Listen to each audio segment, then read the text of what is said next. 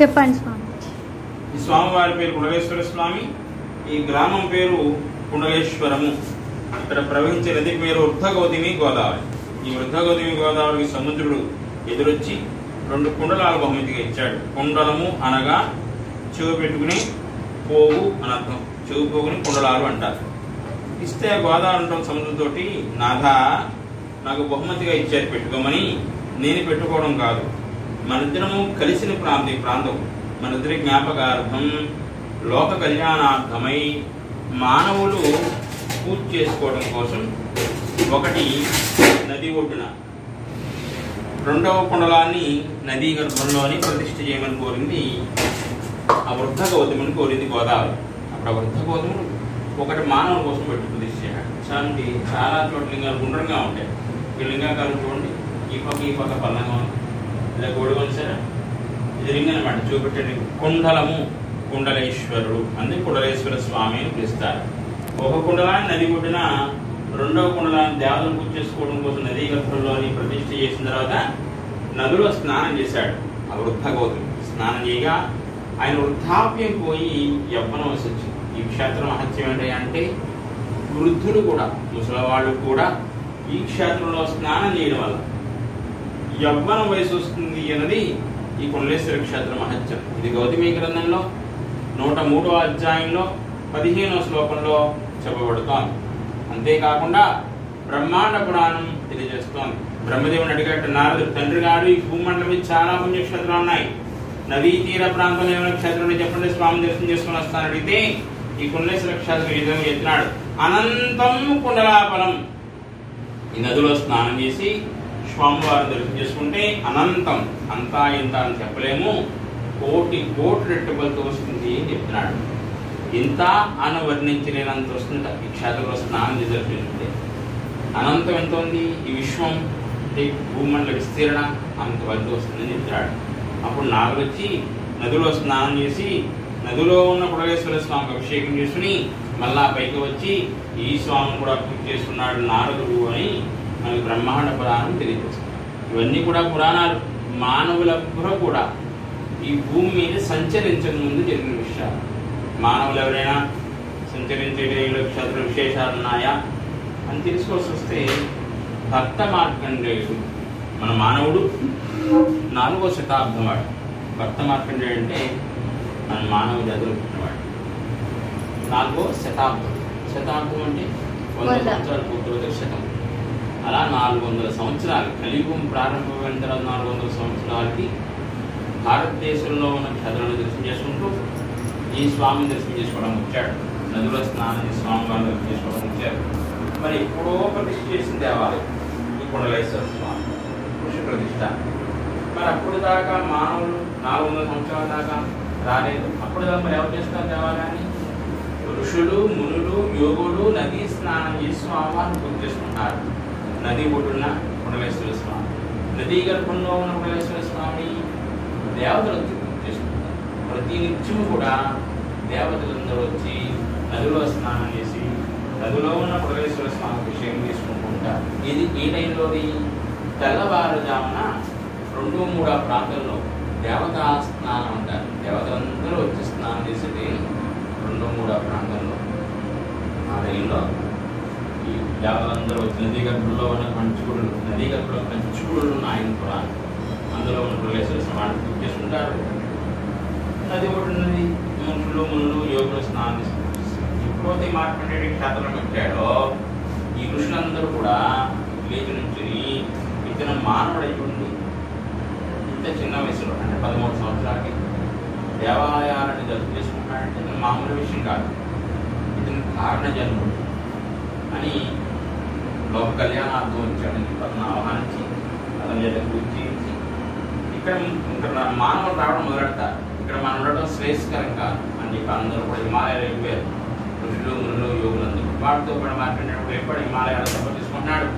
యమధర్మరాజు తీసుకునే ప్రయత్నం చేస్తున్నాడు. 16 సంవత్సరాలు పూర్తి యమధర్మరాజు తీసుకెళ్తాను ప్రయత్నం చేస్తుంటే శివలింగాన్ని గట్టిగా పట్టుకుని కొన్ని పాటలు పాడాడు మార్కండేయుడు. వాటి పేరు చంద్రశేఖర అష్టకాలు. అందులో మా కుండలేశ్వర స్వామి పాడాడు. కుండలీకృత కుండలేశ్వర కుండలం మఠవాహనం కుండలాకారంలో ఉన్న, కుండలం అంటే చూపెట్టిన రింగు ఆకారంలో ఉన్న ఓ పుండరేశ్వర స్వామి, వృషభాహుండవై నంది వాహుండవై ప్రాంతంలో ఉన్నావయ్యా. నారదాది మునీశ్వర స్పృధా వైభవం భువనేశ్వరం. నారదుడు, మునీశ్వరులు, యోగులు ఈ ప్రాంతానికి వచ్చి స్నానం చేసి నేను పూజ చేసుకున్నారు. భువనేశ్వరం పుణ్యమైన క్షేత్రం. అంధకాంధకమధృతామర, అంధకాంధుడనే రాక్షసుడిని ఒకనొక టైంలో శివభక్తులందరూ తెప్పిస్తున్నట్ట రాక్షసుడు. అంధకాంధుడనే రాక్షసుడు శివభక్తులను తెప్పిస్తుంటే, ఓ పునరేశ్వర, నీ భక్తులను కాపాడుకోవడం కోసం రాక్షసుని సంహరించావు. నేను నీ భక్తునేనయ్యా, నన్ను యమధర్మరాజుని కూడా తీసుకుపోతున్నాడు, ఆయన నుంచి కాపాడవయ్యా అని అడుగుతున్నాడు మార్కండేయుడు. చంద్రశేఖరమాశ్రయే మమ, నన్ను కింకరిష్మతి యమధర్మరాజు నుంచి కాపాడవయ్యా ఓ పుండరేశ్వర. అంతేకాకుండా 8వ శతాబ్దంలో ఆదిశంకరాచార్యులు వచ్చారు. అంటే కలియుగ ప్రారంభమైన 800 సంవత్సరాలు. 15వ శతాబ్దంలో శ్రీనాథ మహర్షి వచ్చాడు. ఆయన ఆదిశంకరాచార్య వారు, మార్కండేయుడు, శ్రీనాథ మహర్షి కూడా భారతదేశంలో ఉన్న కథలను దర్శనం చేసుకుంటూ నదిలో స్నానం చేసి స్వామివారు దర్శనం చేసుకున్నారు. అందులో ఈ ఆది శ్రీనాథ మహాకవి స్నానం చేసి స్వామివారు పూజ చేసుకుని కాశీ వెళ్ళాట. కాశీ వెళ్ళి కాశీ పురాణం తెలుగులో రాస్తూ విరూపాక్షుండు కుండలేశ్వరుడు, కాశీలో ఉన్న విశ్వేశ్వరుడితోటి సమానమైన వాడి కుండలేశ్వరుడు, కాశీతో సమానమైన క్షత్రుడి అని చెప్తున్నాడు ఆయన. అలా చెప్పడం జరిగింది. ఈ మధ్యకాలంలో బ్రహ్మశ్రీ చాకండి కోటేశ్వరరావు చెప్తున్నారు. ఆయన కాశీ వెళ్ళినప్పుడు ఒక వృద్ధవాదిని అడిగాడు, కోటేశ్వరరావు గారు కాశీ వచ్చి ముందు కుండలేశ్వర క్షేత్రంలో స్నానం ఇచ్చారా అంటే, లేదంటే అక్కడ నాకు తెలియదు అన్నట్ట కోటేశ్వరరావు గారు. ఆ వేద పండితులు పెద్ద నవ్వి మీరు పురాణం చెప్తున్నారు, ముందుగా కుండలేశ్వర క్షేత్రంలో స్నానం చేస్తే గానీ కాశీ రాకూడదు విషయం ఇది విధా. కాశీలో ఉన్న మేమే కుండలేశ్వర క్షేత్రంలో స్నానం చేసి స్వామివారిని దర్శనం చేసుకున్నాం, ఆ ప్రాంతంలో ఉండి కూడా మీరు స్నానం చేయకూడదాగా అన్నట్ట. ఎవరు? కోటేశ్వరరావు గారిని అక్కడ వృద్ధవాదపడుతుంది. ఆయన ఒకసారి నిర్భాంతి పోయాట. ఎవరు? కోటేశ్వరరావు నిర్భాంతి పోయి కాశీ పురాణం తిరిగేసి ఆయన 2-3 చోట్ల ప్రవచనాలు చెప్తూ కాశీ వెళ్ళే వాళ్ళందరూ కూడా ముందుగా కుండలేశ్వర క్షేత్రంలో స్నానం చేసి వెళ్ళండి అని చెప్పడంతో చాలా మంది క్షేత్రానికి వస్తున్నారు. ఎందుకు అలాగ స్నానం చేసి వెళ్ళాలి? కాశీ వెళ్ళే ముందు కుండలేశ్వర క్షేత్రంలో స్నానం పని ఉంది. స్నానం చేసి వెళ్ళామనుకోండి కాశీ, ఇక్కడ కాశీలో ఉండే గంగాలో మునుగుతాం. మునగ్గానే గంగాదేవి ఉంటుందా, ఈ భక్తుడు నాకు ఎటువంటి పాపాలు అంటించలేదు కనుక వీడు శివసాధ్యం ఉంది కాక ఆశ్రదిస్తుంది. స్నానం చేసి వెళ్తే అదే మన స్నానం చేయకుండా వెళ్ళామనుకోండి, వెళ్ళగానే గంగలో మునుగుతాం. మునగ్గానే మన పాపాలను కూడా కడిగేసి ఉండగా అయిపోయి ముచ్చులా పైకి వెళ్తాం. అంటే పాపాలను కూడా గంగలో వదిలేస్తున్నాం. ఈ పాపాలని కూడా గంగాదేవులు కంటుకుని ఆవిడ హంస రూపం వల్ల, అనగా తెల్లటి రూపం వల్ల నల్లగైపోతున్న అందరి పాపాలంటూ ఆ హంస రూపం అనగా ఆ నల్లటి రూపం పోవడం కోసమని, హంస రూపంలో నల్లగైపోతుంది కదా, ఆ నల్లటి రూపం అంటే కాకి రూపం అన్నమాట. ఆ కాకి రూపం పోవడం కోసమని రాత్రి వేళలు కాకి రూపంలో వచ్చి కుండలేశ్వర క్షేత్రంలో స్నానం చేసి మర్నాడక హంస రూపాలుగా వేస్తుంది కాశీ పురాణిక.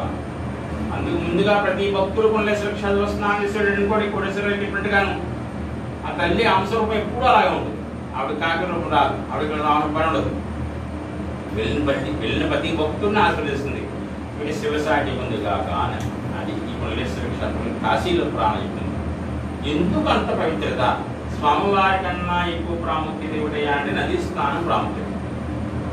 ఎందుకు ఈ నదికి మహారాష్ట్రలో బయలుదేరింది గోదావరి, నాసికా తిరుపతి నుంచి, అక్కడి నుంచి బయలుదేరిన గోదావరి ఎక్కడైనా ఒకటే గోదావరి. మరి ఇక్కడ గోదావరికి ఎంత పరిధి ఏమిటి? శ్రీనాథుడు దీపకండం అనే పురాణం చెప్తున్నాడు. స్నానార్థ దర్శనాలు, నదిలో స్నానం చేసి స్వామివారిని దర్శనం చేసుకున్నా, స్నానాలు దానాలు, స్నానం చేసి దానం చేసిన, స్పర్శనార్థ దర్శనాలు, కనీసం గోదావరి చల్లుకుని స్వామివారిని దర్శనం చేసుకున్నా 1,000,000 యజ్ఞ పుణ్యఫలేదు. 1,000,000 యజ్ఞాలు చేస్తే ఎంత ఫలితం వస్తుంది? నెలాలు గంగా స్నానం చేస్తే ఎంత ఫలితమో ఒక్క పుష్కర స్నానం చేయడం వల్ల అంత ఫలితం. నెలాలు గంగా స్నానంతో సమానం ఒక్క పుష్కర స్నానం. పుష్కరాల టైంలో చూడండి, పుష్కరాలు వచ్చి పద్యంట 1,000,000 యజ్ఞ పుణ్యఫలేదు. 10,000 గోవులు దానం చేసిన ఫలితం వస్తుంది ఒక పుష్కర స్నానం. ఇక్కడ ఉత్తర రోజుల్లోనే ఫలితం వస్తుందని చెప్పబడుతోంది. ఎందువల్ల అనగా పుష్కరాలైనటువంటి 11 నదులు ఒక నదులు కలిస్తే పుష్కరం అంట. నదులు అనగా ఆడవి, సముద్రుడు అనగా మగవాడు. ఎక్కడెక్కడ ఏ నదులు ప్రవహించినా ఆఖరి సముద్రులకు వస్తాయి. భక్తతో పాటు వారిలందరూ కూడా ఈ ప్రాంతం వచ్చి నదిలో స్నానం చేసి నదిలో ఉన్న పుడగేశ్వర స్వామి అభిషేకం చేసుకుని వెళ్తూ ఉంటారు. ఈ 12 నదులేనా అండి, ఇంకా ఉన్నాయా? ఋషులు చెప్తున్నారు, భూ అంతర్భాగంలో జలాశయ రూపంలో ప్రవహించే నదులుట 3400 కోట్ల నదులు ఉన్నాయట. ఎక్కడెక్కడ ప్రవహించినా ఆఖరి సముద్రాలకు వస్తారు. అవన్నీ కూడా ఈ ప్రాంతం వచ్చి నదిలో స్నానం చేసి పునరేశ్వర స్వామి అభిషేకం, నదిలో ఉన్న పునరేశ్వర స్వామి అభిషేకం చేసి వెళ్తూ ఉంటారు. వెళ్ళినప్పుడల్లా ఇప్పుడున్న పాపాలని కూడా తనతో కూడా తీసుకుపోతూ ఉంటాడు. అంత పవిత్రత ఈ నదికి. అంత అద్భుతమైన క్షేత్రం పునరేశ్వర క్షేత్రం.